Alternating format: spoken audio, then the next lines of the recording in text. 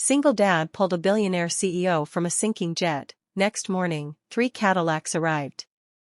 The jet was already sinking when the single dad realized no one else was coming to help. Cold water rushed in, alarms screamed, and panic filled the air. In that terrifying moment, he had no idea that the man he was about to save was one of the richest CEOs in America, or that one act of courage and kindness would change his life forever. What happened next didn't just surprise him. It shocked an entire neighborhood, and it reminded everyone who heard the story that kindness, even in the darkest moments, can come back in ways you never expect. Before we begin, if stories like this move your heart and remind you of the good still left in the world, please subscribe, like, and comment below. This is Heartfelt Moments, where real emotions and powerful stories come together. Now, let's begin.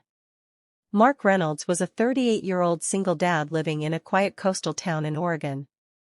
Life hadn't been easy for him. His wife had passed away 3 years earlier after a sudden illness, leaving him to raise their 7-year-old daughter, Lily, on his own. Mark worked as a small charter plane mechanic at the local airstrip, earning just enough to keep food on the table and a roof over their heads. Every morning, Mark woke up before sunrise to pack Lily's lunch, braid her hair the best he could, and walk her to the school bus stop. He never complained. Lily was his whole world, and being there for her mattered more than anything else. One stormy afternoon, Mark stayed late at the airstrip to finish inspecting a private jet that had made an emergency landing earlier that day. The weather was terrible. Heavy rain lashed the runway, and strong winds rattled the hangars. The jet's pilot had warned that the plane might not make it back out if the storm worsened. As Mark locked up his toolbox, a loud crack echoed across the runway. He turned just in time to see the jet slide, tilt, and crash into a nearby water channel that fed into the ocean. Within seconds, the plane began sinking. Mark didn't stop to think. He dropped everything and ran. The rain soaked him instantly as he splashed through the water toward the sinking jet. He could hear shouting from inside. The door was jammed, and water was pouring in fast. Mark forced it open with all his strength, cutting his hands on sharp metal. Inside, panic had taken over.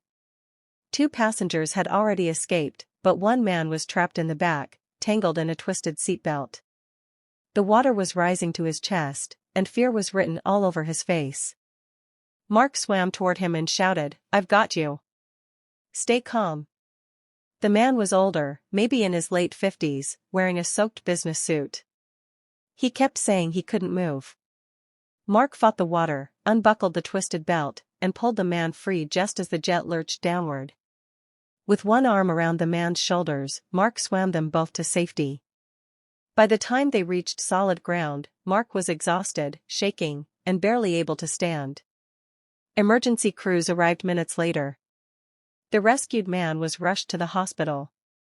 Before being taken away, he grabbed Mark's arm and said through heavy breaths, "You saved my life. I will never forget this." Mark nodded, too tired to respond. He didn't even catch the man's name. That night, Mark came home sore, bruised, and soaked. Lily ran to him and hugged him tight. He smiled, warmed up some soup, and helped her with homework like any other night. To Mark, he had just done what anyone should do.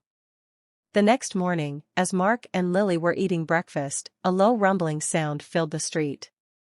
Lily ran to the window. "Daddy, why are there fancy cars outside?" Mark looked out and froze. 3 black Cadillacs were parked in front of their small, worn-down house. Men in suits stepped out, followed by a familiar face, the man from the jet, now walking confidently with a calm smile. Mark opened the door slowly, still in disbelief. "Mr. Reynolds," the man said warmly. "My name is Thomas Hale." The name hit Mark like a wave. Thomas Hale was a billionaire CEO. His company was mentioned on the news almost every week. Mark suddenly felt underdressed, standing there in an old hoodie and jeans. Thomas continued, "Yesterday, you pulled me out of a sinking jet without knowing who I was. You didn't hesitate. You didn't ask anything in return." He looked past Mark and smiled at Lily. "This brave man is your father?" Lily nodded proudly. Thomas took a deep breath. I've spent my life surrounded by money and power. But yesterday, a stranger reminded me what really matters. He handed Mark an envelope. Inside was a letter and a set of documents. Thomas explained that he had paid off Mark's mortgage, set up a college fund for Lily, and offered Mark a full-time position at his company's aviation division, with a salary Mark never dreamed of earning. Mark's hands trembled. Tears filled his eyes. He tried to speak but couldn't. Thomas placed a hand on Mark's shoulder. This isn't charity. This is gratitude. Word spread quickly through the town. People talked about the single dad who risked his life for a stranger and the billionaire who showed up with 3 Cadillacs to say thank you. But what stayed with people the most wasn't the money or the cars. It was the reminder that kindness doesn't check bank accounts. It doesn't ask for titles.